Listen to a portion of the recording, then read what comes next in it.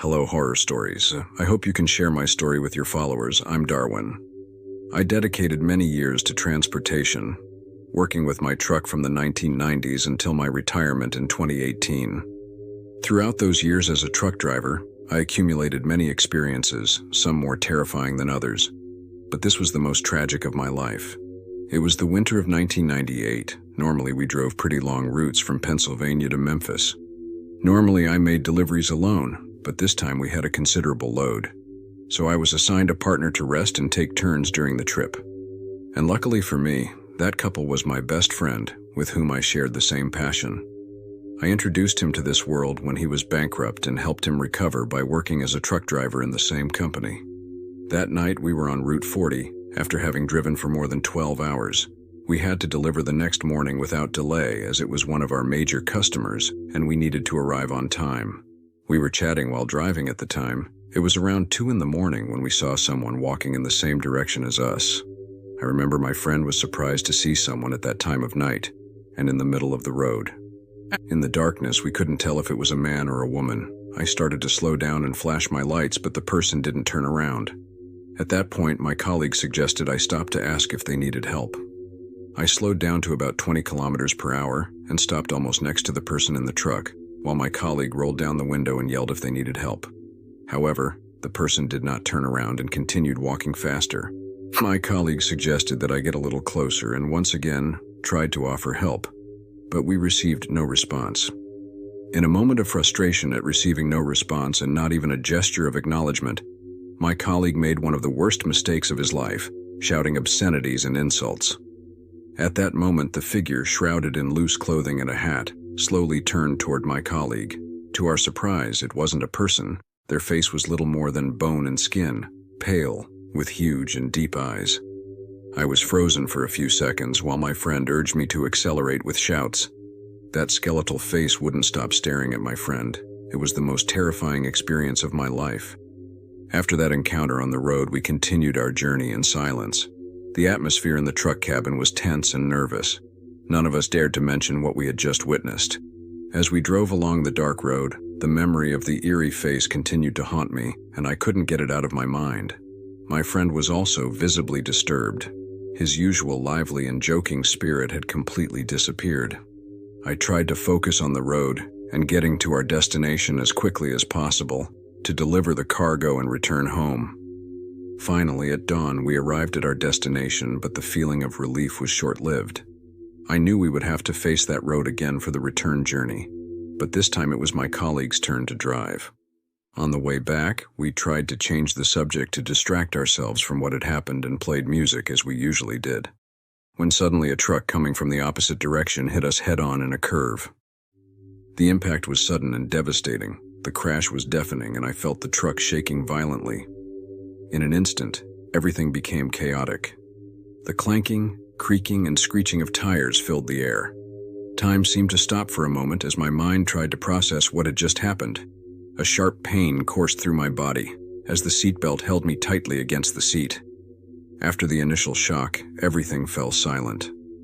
I looked at my friend to make sure he was okay, but he was unconscious and looked seriously injured. I struggled to open the door and get out of the truck to get help. The truck was severely damaged and the accident scene was chaotic. I immediately called the paramedics while trying to stay calm and assess the situation. I approached the driver of the truck that had hit us to make sure he was okay. Fortunately, he didn't have a single scratch. He explained that he had to swerve to avoid hitting a person who had crossed the street in front of him and had become scared. I was somewhat paralyzed because we were on a very lonely and elevated road, with no houses or developments in sight. I considered that perhaps because of the impact, the driver might be confused. While we waited for the paramedics to arrive, we began searching for the person the driver had mentioned. I didn't want to rule out any possibilities. Maybe he was right and that person was seriously injured due to the impact. However, after several minutes of searching the area, we found no trace. While my best friend fought for his life, I stayed by his side until they came to help him. I was on one of the ambulance stretchers when I noticed that we were in exactly the same place where the night before we had witnessed that terrifying experience.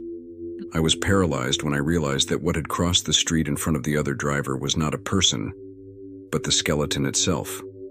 I asked the paramedics if they had found a fourth person, but they told me no, that there were only 3 of us involved in the accident. My friend, me, and the driver of the other truck. At that moment, the pressure was lifted and the ambulance started, taking us to the nearest hospital.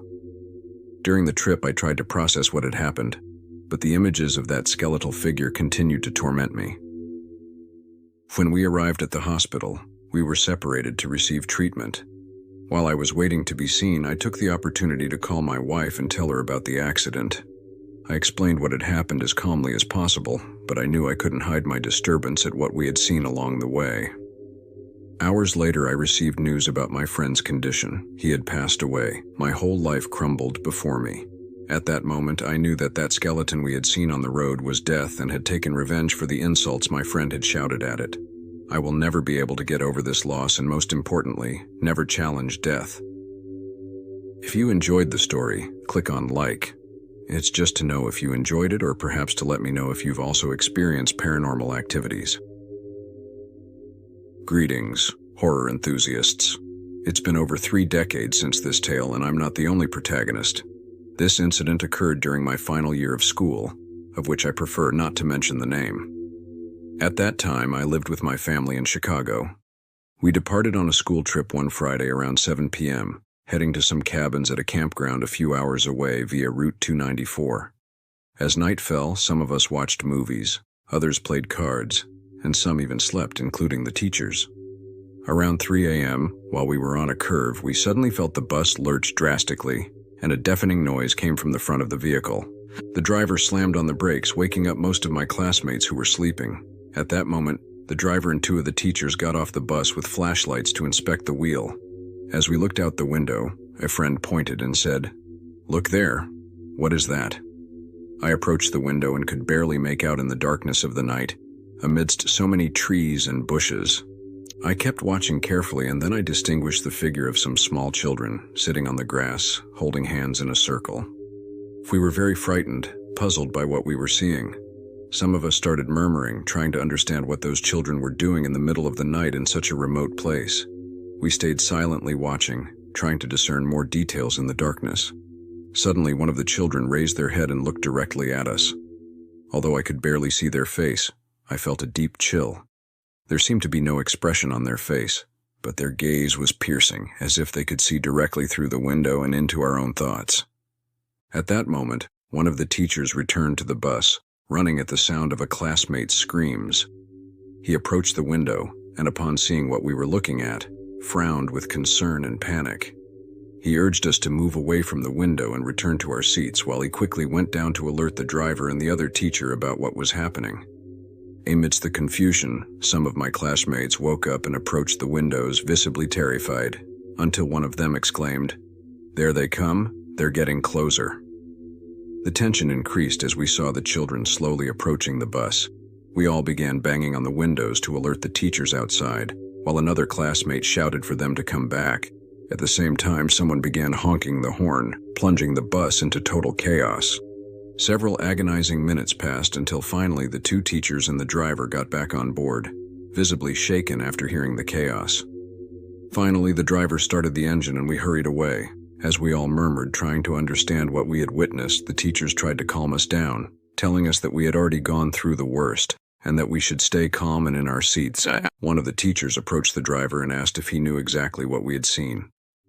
The driver, with a pale face, remained silent for a few minutes and recounted that many years ago, in that same curve, a school accident had occurred. A terrifying silence fell over the bus as we looked at each other, trying to process all the information. The teacher stared at the driver, perplexed, without uttering a word. He continued narrating that it was like a kind of urban legend. A school bus had overturned in that same spot, and no child had survived. It was said that, following that tragedy, there had been several accidents on the curve, and even a couple had disappeared, their car found at that kilometer marker. But he had never believed it until that night. After hearing the driver's unsettling story, the nervousness on the bus intensified even more.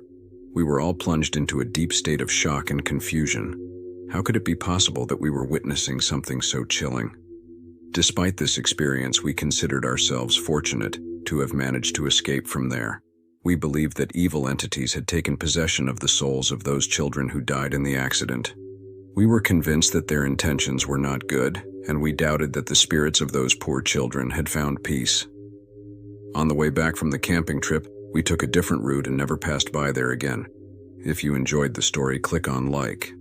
It's just to know if you enjoyed it, or maybe to let me know if you've also experienced paranormal activities.